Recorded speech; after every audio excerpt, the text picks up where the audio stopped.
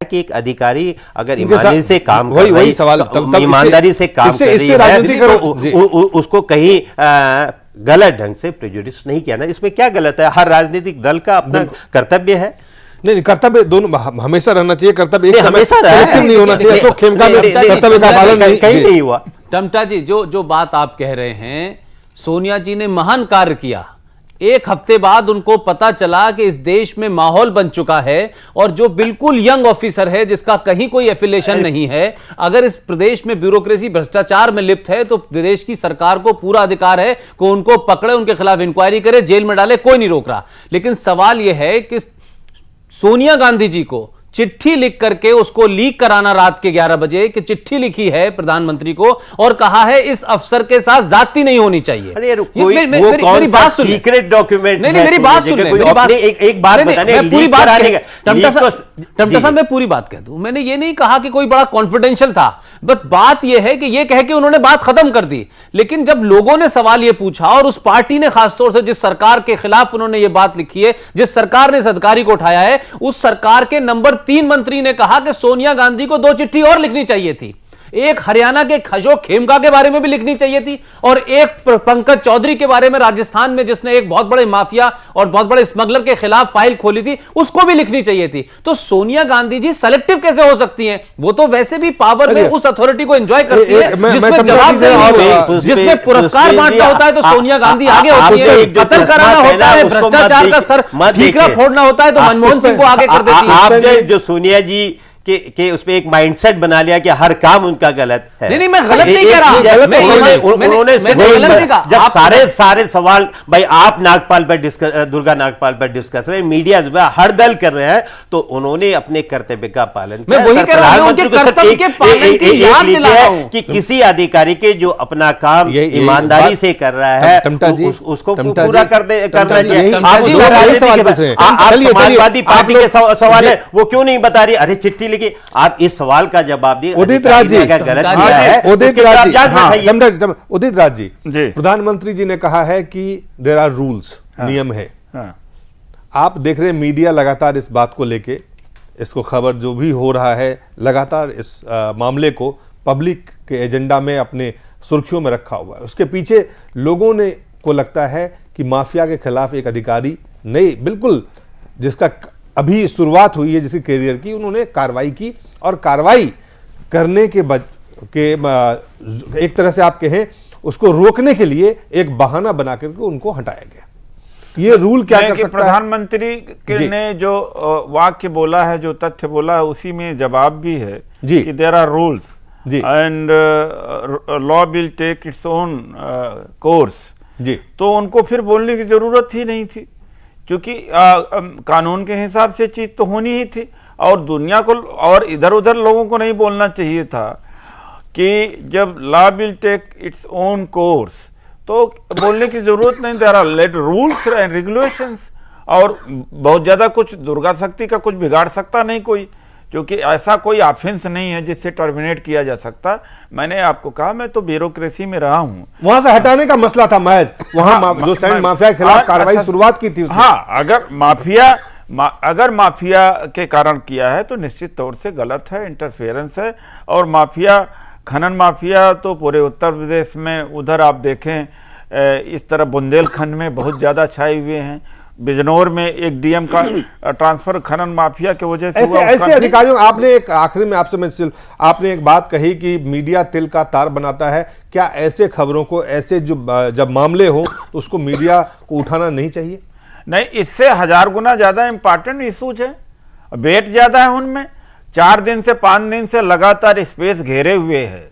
यहाँ लाखों लोग, करोड़ों लोग, मतलब पूरा इलाहाबाद आधा डूबा हुआ है, लाखों घर डूबे हुए हैं। वो इंपॉर्टेंट है कि ये इंपॉर्टेंट है? मैं भी एक अधिकारी था, अधिकारी का सस्पेंशन इज नो पनिशमेंट, तो उसके प्रोपोर्शन में आप देखिए। सवाल सस्पेंशन और पनिशमेंट का नहीं है, सवाल है कि एक अधिकारी जब भ्रष्टाचार के खिलाफ खड़ा होता है। दिलीप, आगे बात आप सुनने को तैयारी नहीं है। लाखों लोगों के घर डूब रहे हैं, गरीबों को नहीं, ये भी इंपॉर्टेंट है, मैं मानता हूं, और नहीं होना चाहिए अगर इनजस्टिस हुआ है।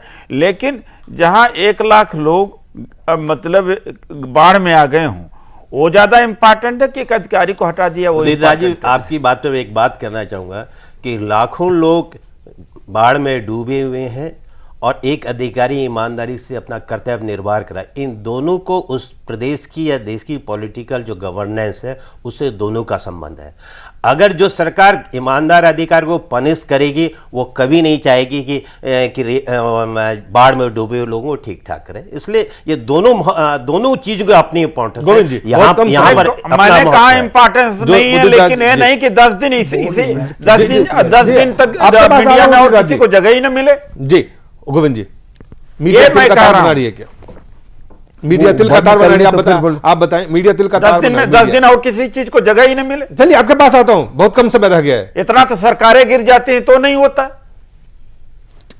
सवाल असर बहुत पड़ता है कि आप लगातार इसको उठा रहे हैं, आखिर क्या बात है? बिल्कुल ठीक उठा रहे हैं। ये इतना महत्वपूर्ण मुद्दा है कि अगर ऐसे ईमानदार अधिकारियों को क्रश किया जाएगा तो क्या माहौल बनेगा, ये इसका है। और प्रधानमंत्री ने बिल्कुल ठीक कहा कि कानून काम करेगी। वो क्या कहे कि फांसी दे दें? वो उसने ठीक कहा कि वो सामने फाइल आएगी, उसके बाद हम देखेंगे, नियम कानून के अंदर करेंगे। तो वो बात बिल्कुल ठीक है, लेकिन दुर्भाग्य है कि कोई भी सरकारें हों, अगर इस तरीके की ईमानदार अधिकारियों के साथ, चोर है, डकैत है, बहुत सारे नेता जेल के अंदर जाते हैं, तो जितने मिनिस्टर सब जेल में चले जाएंगे क्या? जी, हो सकता है कि जो डकैत है, चोर है, और ये तो भारत का संविधान है कि उसको न्यायालय जब तक सजा नहीं देगी तो उसको फांसी कहां दे दी जाएगी। लेकिन इस मसले में जो दिख रहा है, जो आंखें हैं, जो हमारा ये भारतवर्ष में देखने का है आंखों से जी, और समझने का है, निश्चित रूप से इसके साथ अन्याय हुआ है। और एक नौजवान आईएएस के साथ जो बड़ी जिम्मेदारियों में होते हैं, जो चीफ सेक्रेटरी बनते हैं, और ऐसे रोज लोगों के साथ ऐसे अगर कोई भी सरकार हो, कहीं की भी हो, आपके पास ताकत है, उस ताकत के साथ किसी की दबाने का काम ये प्रजातंत्र नहीं, ये प्रजातंत्र की हत्या के रूप में। अरे दिलीप जी, मेरा ये मानना आपके पास आ रहा हूं दिलीप जी, मैं सिर्फ ये जो दुर्गा नागपाल वाला मामला है जी, मैं आपको बता दूं कि रोज कम से कम 150 मुद्दे इससे संगीन होते हैं ब्यूरोक्रेसी में, रोज होते हैं।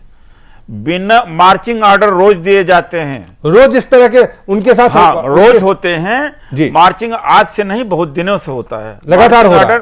मार्चिंग ऑर्डर उसका सीनियर भी दे देता है, मार्चिंग ऑर्डर पॉलिटिकल प्रेशर से भी होता है, और नॉन ऐसे, ये तो सस्पेंशन है, ऐसे जगह पर फेंक दिया जाता है जी कि जहां पर मतलब उनको चपरासी तक नहीं मिलता है। ऐसे हम ब्यूरोक्रेसी में रहें तो बाहर की दुनिया को लगता है आप कहीं भी रहे हैं। दिलीप जी, एक कहना इस प्रदेश सरकार की इस कार्रवाई से जो मैसेज पूरे देश में गया है कि ईमानदार आदमी को काम करने नहीं दिया जाएगा, ये बहुत गलत। ये कैसे चलेगा? आप बहुत गलत। और ये नहीं, डेमोक्रेसी में हर किसी को, चाहे वो राजनेता हो, चाहे वो अधिकारी हो, अगर ईमानदारी से काम कर रहा है उसको कार्य करने का हक है। इसलिए ये मैसेज फंस रहे हैं। आप क्या जरूरत थी आपको इंटरफियर करने का स्टेट के मामले में? और स्टेट के मामले में इंटरफियर कर रहे हैं। हर आईएएस को अधिकार है कि वो सेंटर में अगर उसके साथ गलत हुआ तो जाए, जनता पनिश करेगी, जनता पनिश करेगी, लॉ है। मैं जो बात लॉ है उधर, मैं जो बात कहना चाह रहा हूं, जो गोविंद जी ने अभी बात कही है कि ऐसा लग रहा है, गोविंद जी लग नहीं रहा है। अभी तो सबसे बड़ी बात यह कि जिस मुद्दे पे प्रदेश सरकार ने इस अधिकारी को सस्पेंड किया है, उसके बारे में सरकार के अलावा कोई कुछ नहीं कह रहा है। लेकिन जो ये बात छुपाई जा रही है कि सैंड माफिया की वजह से नहीं किया है, वो सैंड माफिया चिल्ला चिल्ला के टेलीविजन पे कह रहा है कि मैंने 31 मिनट में इस औरत को ट्रांसफर ऑर्डर करा दिया। और दूसरी बड़ी बात कि जो सरकार ने अभी डीआईजी मेरठ रेंज के अधिकार में जो इंक्वायरी बनाई है, उस इंक्वायरी में नरेंद्र भाटी जो रेत माफिया है, जिसके कहने पे 40 मिनट के अंदर इस महिला को सस्पेंड किया, उसका भाई उस इंक्वायरी कमेटी में। ये दिख नहीं रहा है, चिल्ला चिल्ला के बता रहा है रेत माफिया कि हमने कराया है। अब उसके बाद भी सरकार के कि नहीं नहीं मस्जिद गिराने, तो मस्जिद के बचाव में, मस्जिद के मामले पे कोई मुसलमान, प्रदेश का छोटा बड़ा गरीब सियासी मुसलमान निकल के नहीं आया मुलायम सिंह के साथ में कि साहब ये मस्जिद गिराई गई। इससे सरकार का झूठ सबके सामने जी। उदित राज जी, आखिरी शब्द आपसे। इस तरह के, चाहे आप कह रहे हो डेली हो रहे हो, 100 के साथ हो रहे हो, एक के साथ जिसके साथ दिखा, कम से कम वो आवाज उठनी चाहिए या नहीं? नहीं, आवाज उठी है, उठनी चाहिए। मैं ये कह रहा हूं कि कोई चीज की नहीं होनी चाहिए। जी बहुत बहुत धन्यवाद उदयराज जी, बहुत बहुत धन्यवाद। गोविंद जी और पुष्पेंद्र और प्रदीप जी, आप सब लोगों का बहुत बहुत धन्यवाद।